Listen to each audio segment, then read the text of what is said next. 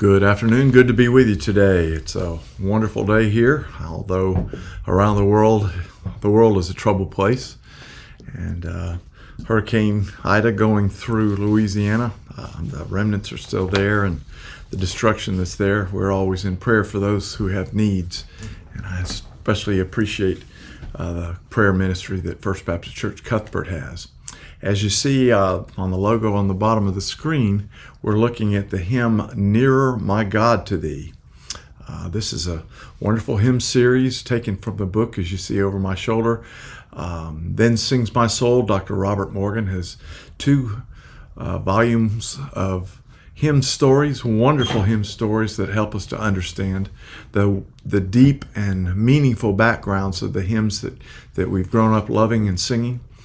And Nearer My God to Thee is one that I've sung for many years as well, a hymn that was written in 1840. And the background of this hymn is taken from the scripture, Genesis chapter 28, verse 12, talking about God's servant, Jacob, sleeping. And this verse says, Then he dreamed, and behold, a ladder was set upon the earth, and its top reached to heaven. Many of us a few years ago had the opportunity to go to the movie theater and see on the big screen the movie Titanic, about the tremendous, powerful ship that was sunk, went to its watery grave on April the 14th of 1912. And even depicted on that movie, it showed one of the bands that was on board the ship playing the song Nearer My God to Thee as it sank. Supposedly, a Canadian survivor told later of being comforted by the strains of the band playing that song.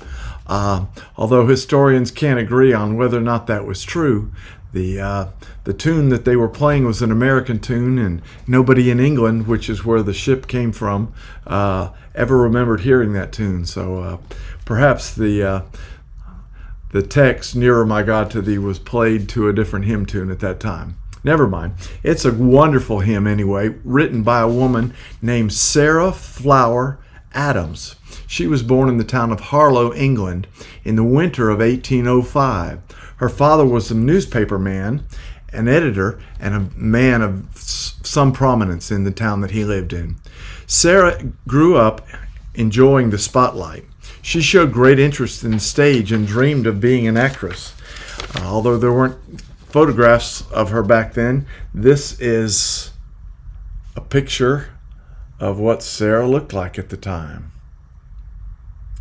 So, quite a beautiful young lady. In 1834, she married a man named William Bridges Adams, who was a civil engineer. They lived in London, where Sarah could be near the theaters that she loved so much. In the year 1837, Sarah played the part of Lady Macbeth in the Richmond Theatre in London to rave reviews. Although her frail health hampered her career, she found herself focusing more on her literary gifts and talents that she had. It is said that whenever an idea came to mind, she wrote it down quickly, as if under compulsion, and seldom did the editors ever find anything to change her work up. Among the many compositions that she wrote were hymns of praise to the Lord. Sarah had a sister named Eliza, who was a gifted musician, and often Eliza would write the music for Sarah that matched the hymns. Those two sisters were very close. One day in 1841, their pastor, who was Reverend William Johnson Fox of London's South Place Unitarian Church, paid them a visit. He was compiling a church hymnal, and he wanted to include some of their hymns.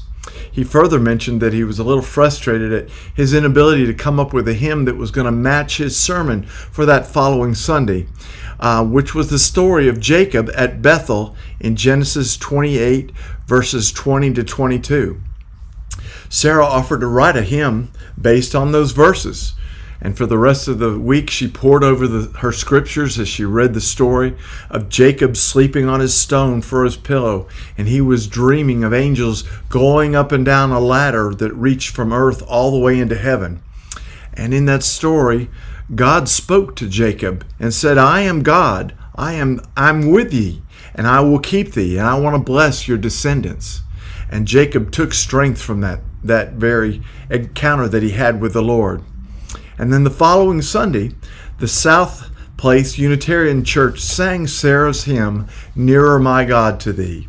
It reads like this: Nearer my God to thee, nearer to thee, even though it be a cross that raiseth me, still all my song shall be, nearer my God to thee, nearer my God to thee, nearer to thee.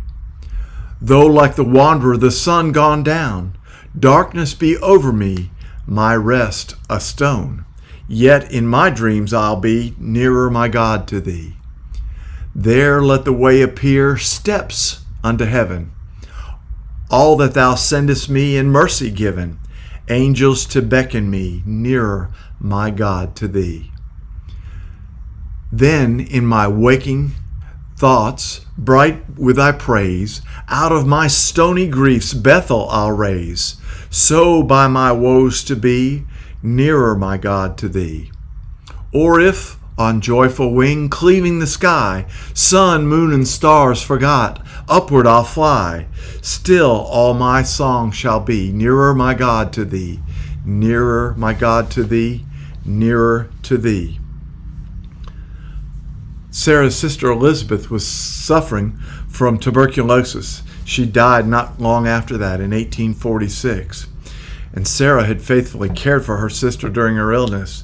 But by the time Eliza had died, Sarah too was showing signs of consumption. Sarah passed away on August the 14th, 1848, at the young age of 43. Just like in the Bible story, like Jacob, we want the blessing of God. God has a plan for our lives, and we can discover and follow it if we'll only stay near to Him. May you be blessed as you live in the presence of God forever.